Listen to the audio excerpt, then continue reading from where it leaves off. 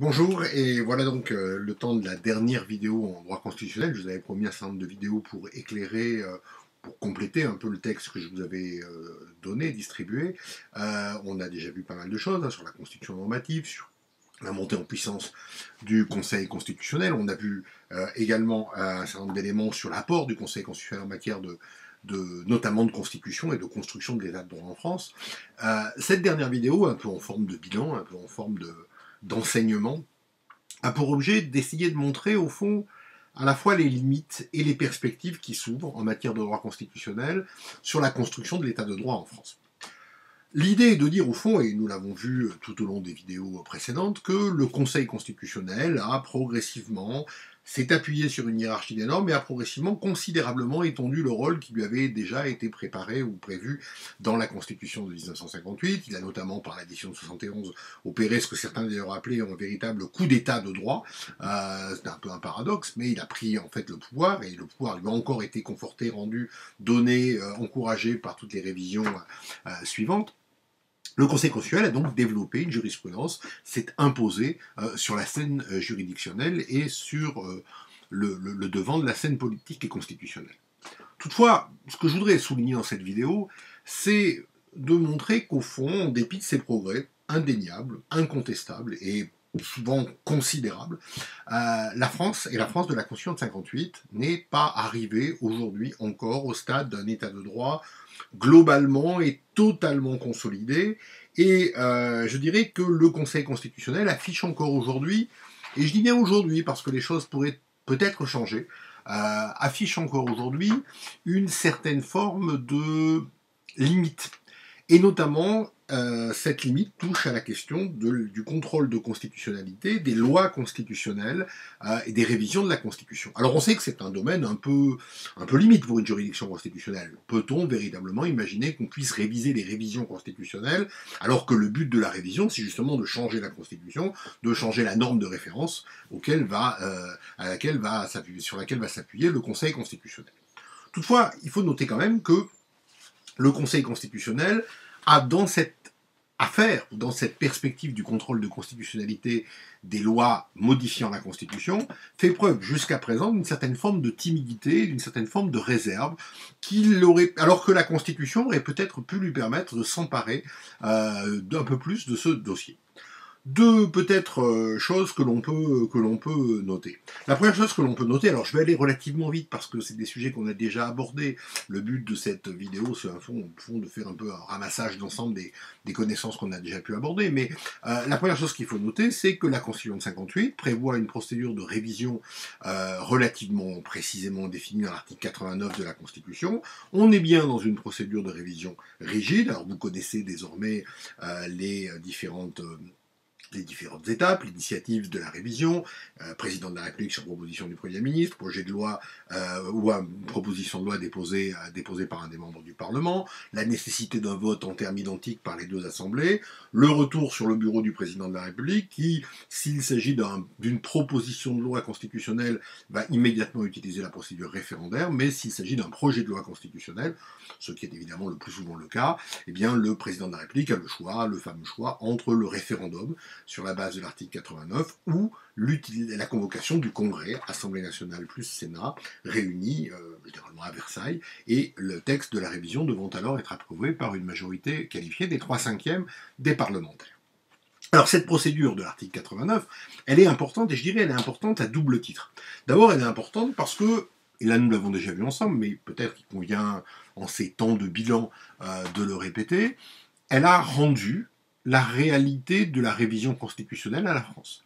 La France ne connaissait que peu de révisions constitutionnelles. On avait tendance en face d'un blocage constitutionnel, plutôt aller sur l'adoption d'une nouvelle constitution, généralement à la suite d'une crise. La Constitution de la Ve République a été révisée plus de 20 fois, de manière régulière, de manière importante, en appliquant prioritairement et quasiment exclusivement l'article 89, mais évidemment on va revenir sur les exceptions. Et cette révision constitutionnelle, cette possibilité de révision constitutionnelle a vu l'adoption de 24 révisions constitutionnelles à l'heure où l'on parle aujourd'hui. Et ces révisions constitutionnelles, elles appellent au fond deux commentaires dans leur globalité. On les a déjà rencontrés. Donc pas besoin d'y revenir. Premier commentaire, elles sont d'intensité variable, mais certaines ont été des révisions extrêmement importantes. Alors extrêmement importantes, on pourrait penser qu'il s'agit simplement d'un jugement de valeur, mais non, elles sont extrêmement importantes parce qu'elles apportent une modification profonde aux institutions précédentes, et je dirais au-delà des institutions, au-delà de la modification qu'elles apportent, elles participent de la reconstruction d'un nouvel esprit de la Constitution, d'un nouvel esprit du régime. Et il est bien clair que la révision constitutionnelle de 62 qui permet l'élection du président au suffrage universel, la révision constitutionnelle qui autorise la saisine du Conseil constitutionnel en 1974 par 60 députés ou 60 sénateurs, c'est-à-dire l'opposition, la révision constitutionnelle qui, enfin, dans les années 2000, permet que le président de la République soit élu au suffrage universel pour une durée de 5 ans, le passage de 7 ans à 5 ans étant évidemment très important. Je pourrais citer aussi la révision de 2008 avec la création de la question prioritaire de constitutionnalité qui permet donc à un citoyen de saisir le Conseil constitutionnel. Tout ça sont des révisions extraordinairement importantes quant à l'impact qu'elles vont avoir sur le régime politique. Donc, en termes d'intensité, alors tout évidemment les révisions n'ont pas une telle intensité, mais quand même, il s'est bâti un droit de la révision constitutionnelle en France, et par certains égards, on peut même se dire que ce droit de la révision constitutionnelle a permis l'adoption, non pas formellement d'une nouvelle constitution, mais comme je l'évoquais dans une vidéo précédente, et je crois aussi dans une question qui m'avait été posée le lundi, a permis de rappeler la théorie de Carl Schmitt des lois constitutionnelles et des constitutions, et que dire que, dans une certaine logique, la révision de certaines dispositions fondamentales d'une constitution devrait supposer le retour au pouvoir constituant originaire et non pas au pouvoir constituant dérivé. Mais en tout cas, du point de vue de leur intensité, ces révisions constitutionnelles ont parfois été extrêmement importantes, et la pratique, plus de 20, a montré leur régularité. Autre remarque que l'on peut faire sur ce bilan des révisions constitutionnelles, c'est qu'elles ont été adoptées selon des modalités différentes et variables, et que, de ce point de vue-là, quelques commentaires doivent être faits. D'abord, elles ont été pratiquement toutes adoptées sur la base de l'article 89, sauf une, la révision 62, mais qui est certainement peut-être la plus importante. En 1962, on a dérogé à l'application de l'article 89 pour passer, vous le savez, par l'application de l'article 11 de manière contestée et contestable, mais cette révision a été finalement adoptée, en tout cas elle a été effectivement appliquée à partir de 1965 par l'ensemble des acteurs politiques français. Donc, toutes les révisions sur la base de l'article 89, sauf une révision de 62 très importante. Deuxième remarque, à l'intérieur de l'article 89, toutes les révisions ont été adoptées sur la base ont été adoptées sur la base de la procédure du Congrès, majorité des 3/5. Une révision a été adoptée sur la base de l'article 89, mais sur la base du référendum, c'est le quinquennat qui a été lui aussi une réforme très importante. Donc globalement, plutôt des révisions parlementaires, mais quand même 2 révisions référendaires et une révision qui soulève question, c'est la révision de l'article de la procédure d'élection du président de la République en 1962. Alors, la question qui se pose, c'est quel bilan juridique peut-on faire ? Quel bilan juridique peut-on faire par rapport à cette pratique de la révision constitutionnelle, et quelles conséquences peut-on tirer de cette pratique de la révision constitutionnelle, à la fois sur l'autorité du Conseil constitutionnel et puis globalement sur la construction de l'État de droit ? Première chose que l'on doit faire quand on va tirer des conséquences, c'est de noter que certaines révisions, je le disais, n'ont pas été adoptées sur la base de l'article 89. Alors il y a 2 exemples, en fait j'ai parlé d'hommes, il y a 2 exemples. Le premier exemple, il date du 4 juin 1960, où on a adopté une révision de l'article 85 de la Constitution. Alors cette révision a été adoptée à titre dérogatoire s'agissant des accords de communauté. Alors, c'est une procédure qui n'a été utilisée qu'une seule fois, c'est pas très important, mais quand même, il s'agissait de sortir de l'article 89, de ne pas appliquer l'article 89, ce qui a été fait. Mais évidemment, la procédure la plus dérogatoire, c'est celle de 62. La procédure la plus dérogatoire, c'est celle de 62, puisque le président de la République a refusé d'appliquer l'article 89 pour réformer le mode d'élection du président de la République au suffrage universel. Il l'a fait dans le cadre d'un affrontement avec le Parlement, puisqu'à cette époque-là, le Parlement a renversé le gouvernement et que le gouvernement l'exécutif, le président de la République, a prononcé la dissolution du Parlement. Il l'a fait en opposition frontale et radicale avec la toute la doctrine juridique française, ou quasiment seul un collègue ou deux avait mis l'idée, je pense au professeur Languet, que peut-être il pouvait y avoir un léger fondement de constitutionnalité à cette pratique, mais il était ultra minoritaire. Le Conseil d'État, le Conseil constitutionnel, qui est consulté pour avis en matière de procédure de référendum, avait émis des avis défavorables et avait fait savoir que l'avis était défavorable. Il n'empêche que le président de la République avait imposé ce référendum, avait gagné ce référendum, et que justement là, les lacunes de l'état de droit sont apparues. Les lacunes de l'état de droit sont apparues. Pourquoi ? Parce que, au fond, le Conseil constitutionnel a été saisi de la loi adoptée par référendum, et que le Conseil constitutionnel a décidé qu'il ne soumettait pas ou qu'il n'exerçait pas le contrôle de constitutionnalité des lois référendaires. Il a considéré que ces lois référendaires étaient l'expression directe de la souveraineté, l'expression directe de la souveraineté du peuple, et donc ne pouvait pas, expression directe de la souveraineté nationale, et ne pouvait pas donc faire l'objet d'un contrôle de constitutionnalité. Le Conseil constitutionnel, tout en reconnaissant dans son avis préparatoire que le référendum était inconstitutionnel, n'a pas voulu affronter le président de la République, n'a pas voulu affronter le suffrage universel qui venait de se prononcer au terme d'un débat extraordinairement contradictoire, et a considéré que les lois référendaires pouvaient être des lois des lois qui ne faisaient pas l'objet d'un contrôle de constitutionnalité. Et cette jurisprudence du Conseil constitutionnel, je dirais, s'est doublée d'une autre attitude du Conseil constitutionnel qui a toujours refusé de contrôler la procédure de révision de la Constitution, s'est toujours opposé au fait de contrôler le fait qu'une loi constitutionnelle puisse faire l'objet du contrôle de constitutionnalité. Or, ces dispositions, cette attitude du Conseil constitutionnel, elle est relativement contestable. Pourquoi ? Elle est contestable en fait parce que le Conseil constitutionnel aurait très bien pu se saisir de la loi référendaire. Après tout, rien ne vient donner à la loi référendaire un statut d'inconstitutionnalité, d'un statut d'extra-constitutionnalité, en quelque sorte, d'absence de contrôle de constitutionnalité. Et d'autre part, l'article 89 de la Constitution fixe des limites à la révision constitutionnelle. L'article 89 de la Constitution fixe des limites à la révision constitutionnelle, puisque, au fond, il vient dire qu'il ne peut pas y avoir de révision constitutionnelle si une partie du territoire national est envahie, et il ne peut pas y avoir de révision constitutionnelle portant sur la forme républicaine du gouvernement.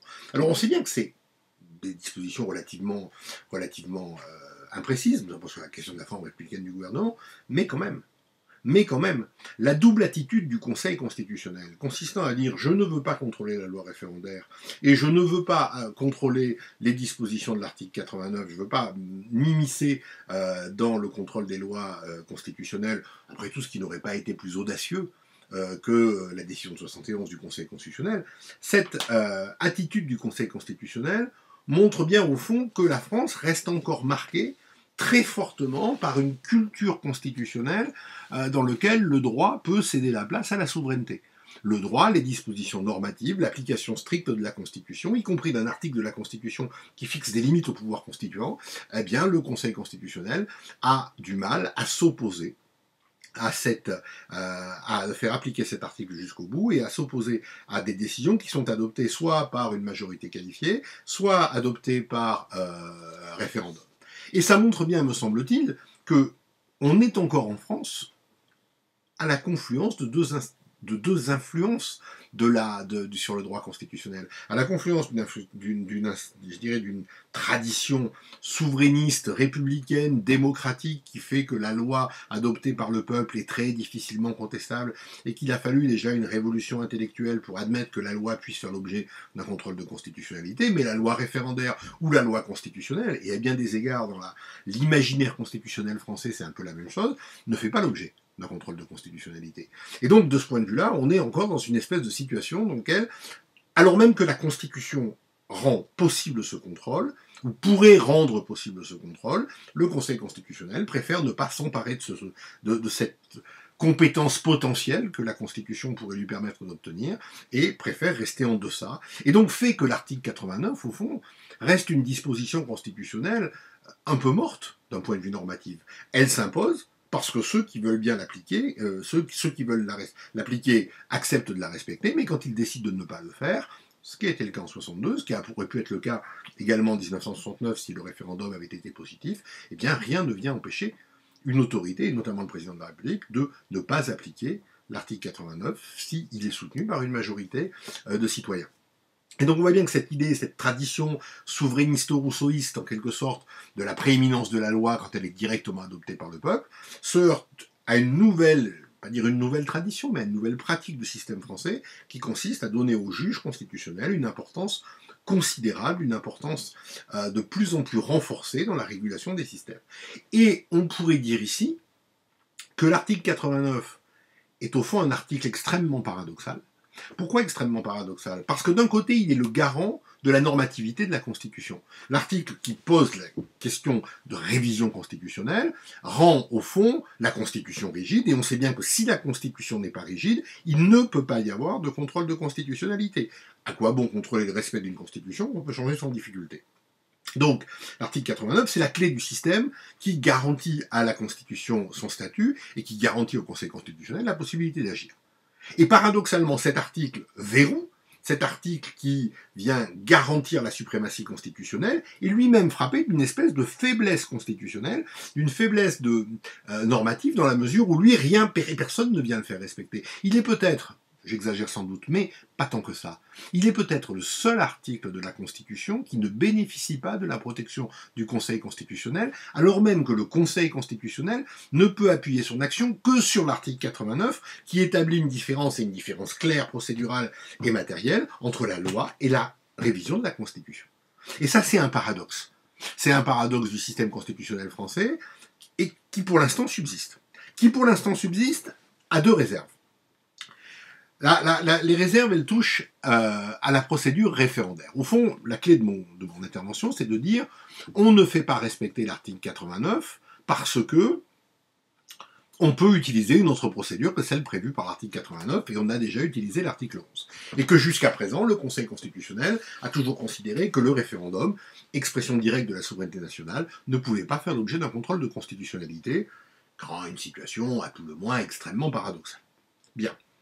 Cette réalité-là, cette réalité d'aujourd'hui, ne sera peut-être pas la réalité de demain. Pourquoi elle ne sera pas la réalité de demain? D'abord, première remarque, parce que l'article 11 a évolué, il y a eu une révision de l'article 11 autour de la grande révision de juillet 2008, qui tente d'établir, on a vu toutes les difficultés, les vicissitudes de la mise en place du référendum sur la privatisation d'aéroports de Paris, mais qui tente d'établir une procédure de référendum d'initiative partagée, c'est-à-dire qu'une partie du corps électoral, avec le soutien d'une partie des parlementaires, peut permettre de déclencher un référendum, y compris contre l'avis, en tout cas au moins juridiquement, du président de la République.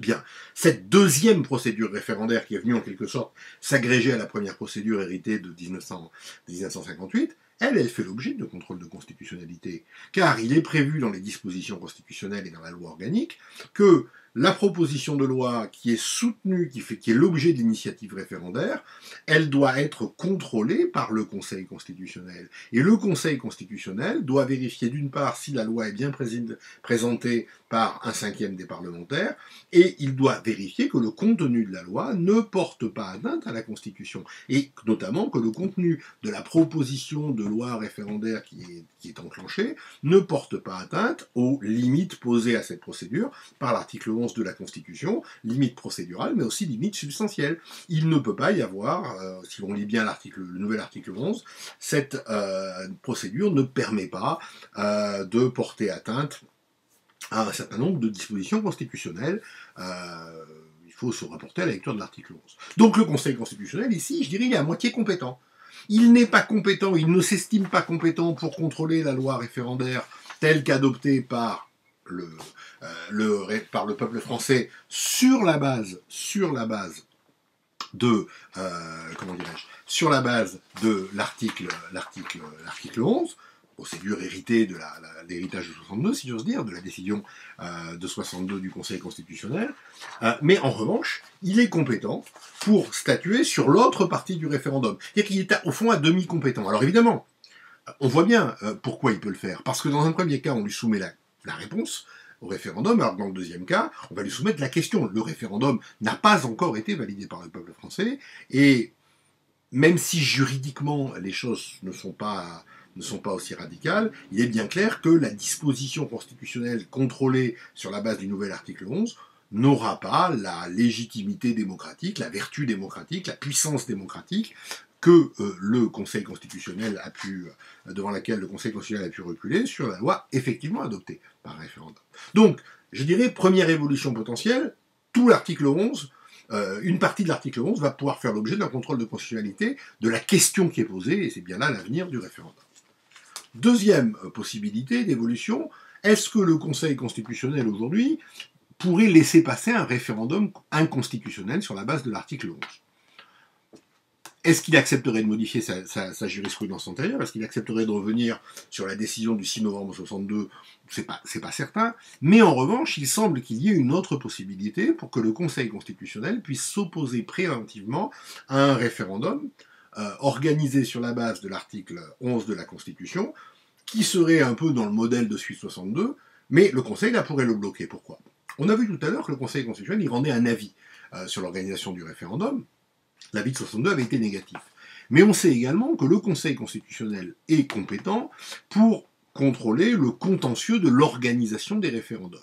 Et depuis 2000, dans une décision Hochmai, alors Hochmai ça s'écrit H-A-U-C-H-E-M-A-I-2-L-E, H-A-U-C-H-E-M-A-I-2-L-E, qui a été rendue en 2000, le Conseil constitutionnel a estimé que tous les citoyens peuvent contester directement devant lui le décret qui invite les électeurs à se prononcer par référendum. Donc le référendum n'est pas organisé, le gouvernement va adopter un décret d'organisation du référendum, ce décret peut être soumis au contrôle du Conseil constitutionnel par l'intermédiaire d'une saisine individuelle.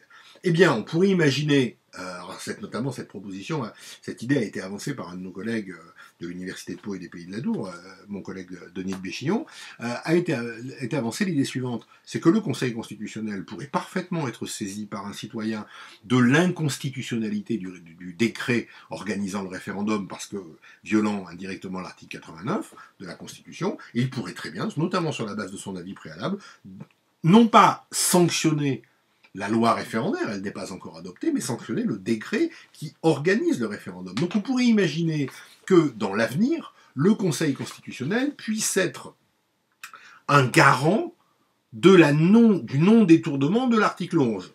Garant du non-détournement de l'article 11, c'est évident pour peu que l'article 11 puisse s'appliquer, ce qui est une autre histoire, dans le cadre de la procédure du référendum d'initiative partagée, et même par translation par rapport à la jurisprudence Hochmai, le Conseil constitutionnel, par le biais du contrôle du décret de convocation, pourrait lui aussi venir bloquer un référendum qui s'avérerait manifestement inconstitutionnel. Donc peut-être que la voie de l'article 11 et cet statut d'extra-constitutionnalité des lois référendaires pourrait être levée dans un futur assez proche, et d'ailleurs on pourrait même imaginer que cette limite potentielle née de la jurisprudence Hochmai pourrait conduire les gouvernements à être extrêmement réticents sur le fait d'utiliser, et les présidents de la République d'utiliser un référendum inconstitutionnel. Resterait évidemment l'application de l'article 89.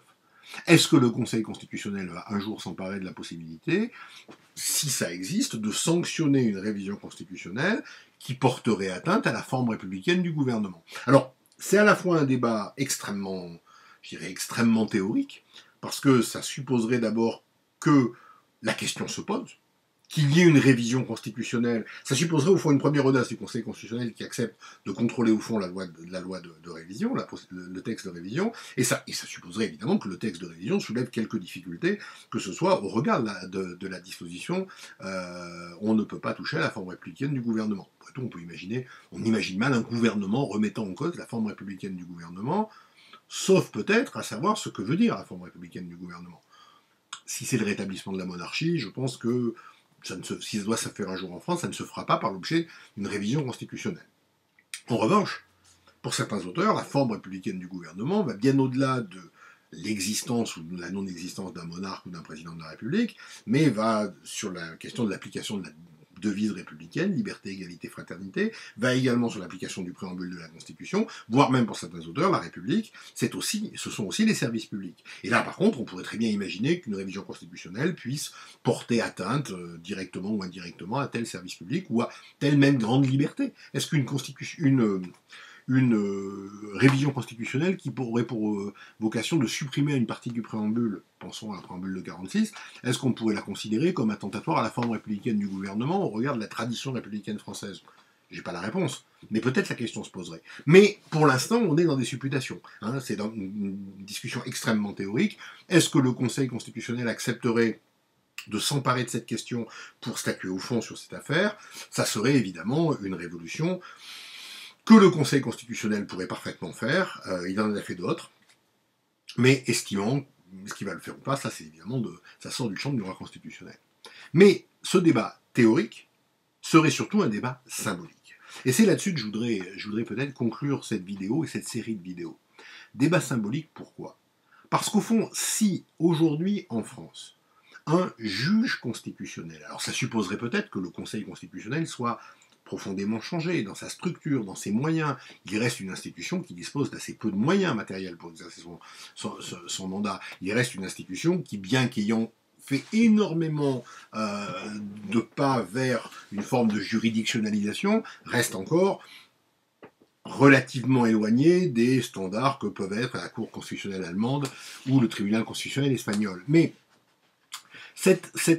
si le Conseil constitutionnel s'emparait du contrôle de constitutionnalité des lois référendaires, non pas de l'adoption d'une nouvelle constitution, là il ne serait évidemment et en rien compétent pour le faire, mais des lois référendaires, ça pourrait être le dernier étage de la construction de l'état de droit en France. Le fait que l'état de droit et le contrôle de constitutionnalité vont en quelque sorte poursuivre l'activité normative jusqu'à ses derniers retranchements.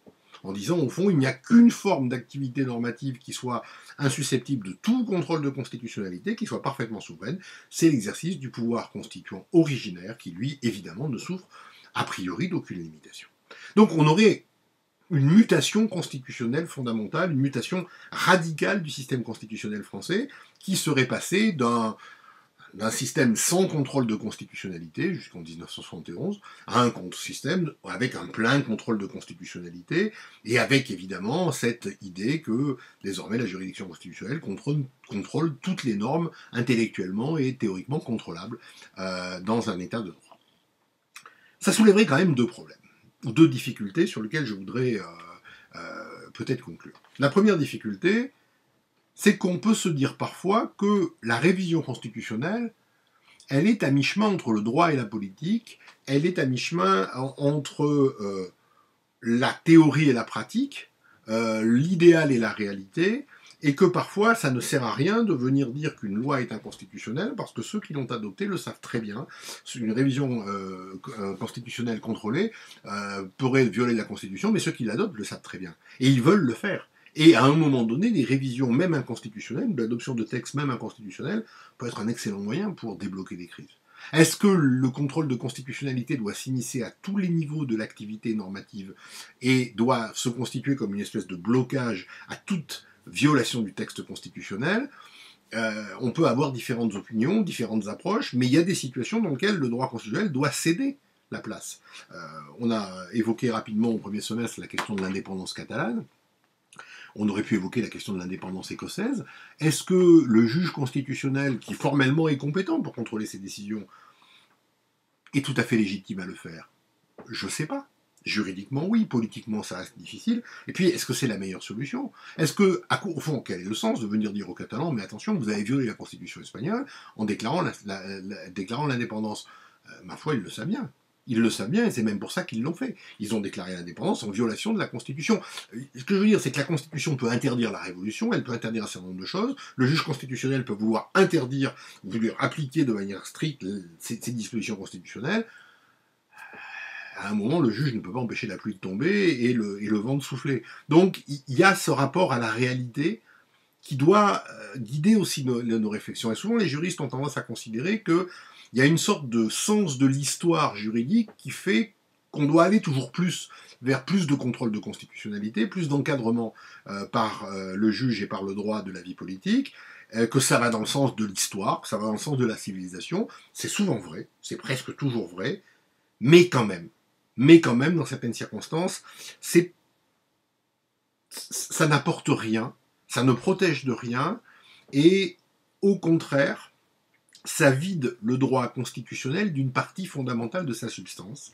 C'est que le droit constitutionnel, et c'est là-dessus que je voudrais conclure véritablement cette vidéo, le droit constitutionnel, c'est un droit, c'est un système normatif, c'est un système garanti par le juge, mais c'est aussi un droit particulier parce qu'il est l'expression de la souveraineté, de la politique, de l'idéologie, de la construction d'une société future, et que le droit ne peut pas tout réguler.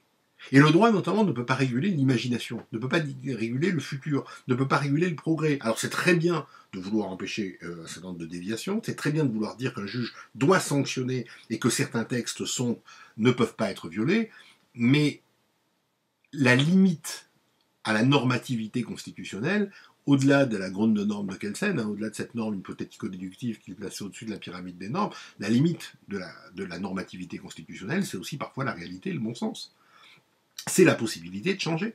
C'est la possibilité de permettre à la politique de parfois reprendre le droit. Et si le doyen Favoreux avait très justement insisté dans les années 80-90 en disant bien la politique est saisie désormais par le droit et l'alternance est organisée par le droit et que les changements de majorité sont organisés par le droit, il avait amplement et parfaitement raison de souligner cette évolution, il reste quand même des domaines dans lesquels le droit est saisi par la politique.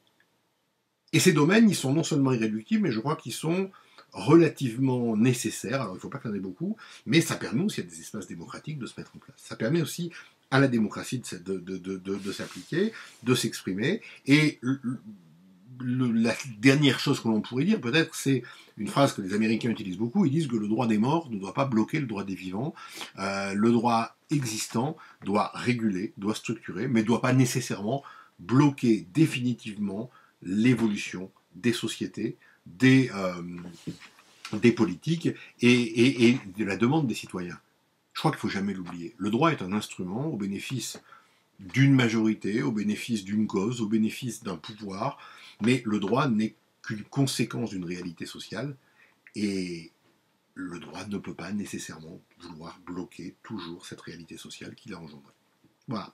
Je vous remercie infiniment de votre attention. Alors c'est peut-être la dernière fois qu'on se parle de droit constitutionnel, je ne sais pas, on va essayer d'organiser une séance en visuel et en présentiel si le confinement était levé. Je voudrais juste vous dire, si ce n'était pas le cas, si on ne se revoyait pas directement, combien moi j'ai apprécié de faire ce cours cette année avec vous, combien c'était un cours un peu particulier, un peu compliqué, combien vous avez été une année, au fond, à bien des égards surprenante parce que vous avez généralement tous bien compris les sujets qu'on vous a donnés, mais que globalement vous les avez tous traités de manière extrêmement légère. Vous n'êtes pas habitué à cette présence, cette situation-là. On avait souvent en première année des étudiants méritants, travailleurs, mais qui ne comprenaient pas nécessairement toujours les sujets. C'est pas le cas cette année. Alors c'est pas mieux ou c'est pas moins bien, mais c'est une innovation. Que vous avez été des étudiants au fond extrêmement patients, notamment sur les changements de créneaux horaires. On a beaucoup fait de droit constitutionnel à la place de la science politique. Que nous avons tous été ensemble touchés par cette épidémie, par ce drame, par ce confinement, d'abord cette fermeture des facultés et ce confinement. Moi, je vous assure que malgré tout ça, ça a été une bonne année, une bonne première année, enfin, un bon cours pour moi de première année, et que je suis certain que nous allons arriver à trouver une solution pour que les examens se passent de la meilleure manière qu'ils soient, et que si vous travaillez bien, vous pourrez bénéficier des fruits de votre travail, qui après tout est la seule chose et la meilleure chose que je puisse vous souhaiter. Merci beaucoup, bonsoir.